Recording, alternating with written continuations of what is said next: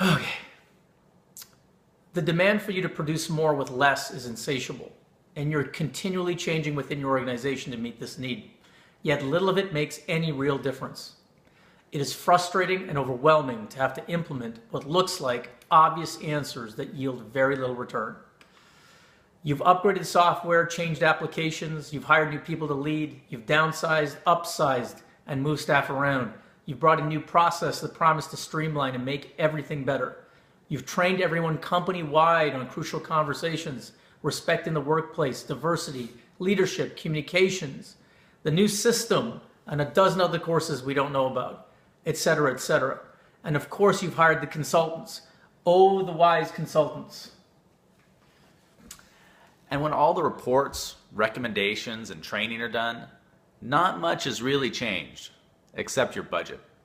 And the consultants will let you know, of course, it's your fault for not following the recommended plan. The how-to of the plan is always missing, but it's still your fault. For example, page 123 of the report says, it is important to address those that are resistant to change. If you do not, they will undermine the change unless you do this.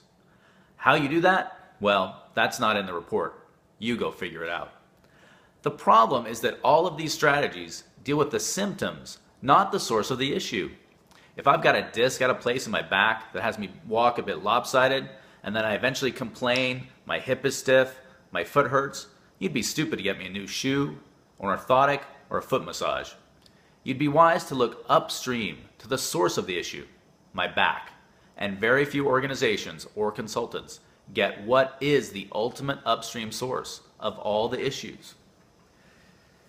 That's what we do. We get to the real source of every issue. And after working with hundreds and hundreds of clients, there's always only ever this one source. That source is always, always, always your hidden and taken for granted views you have as a leader. Views about the market, your competitors, your colleagues, your position in the organization, your boss, your staff, and most importantly of all, your view about yourself. All of these truths for you constrain and shape every choice you make in business and, to be frank, in your life.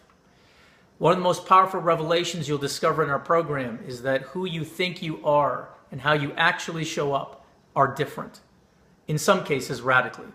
Now just take a minute to consider the impact of this on your leadership, if this were true. And in our experience with hundreds of leaders, bright, self-aware leaders, the question is never, do I show up differently from who I think I am? No. The question is only, how different? Here's one thing to try between now and the webinar. Go to one colleague that you trust and ask them this question. Tell me one thing about myself that I don't know. And you've got to request they be straight as an arrow with you and that you won't kill them for it. And look, you might get a sugar-coated answer, even though you asked them to be straight. Well, that right there is your first blind spot revealed. In other words, ask yourself the question, who must I be for them that they have to lie to me or that they have to walk on eggshells around me when I specifically ask them not to?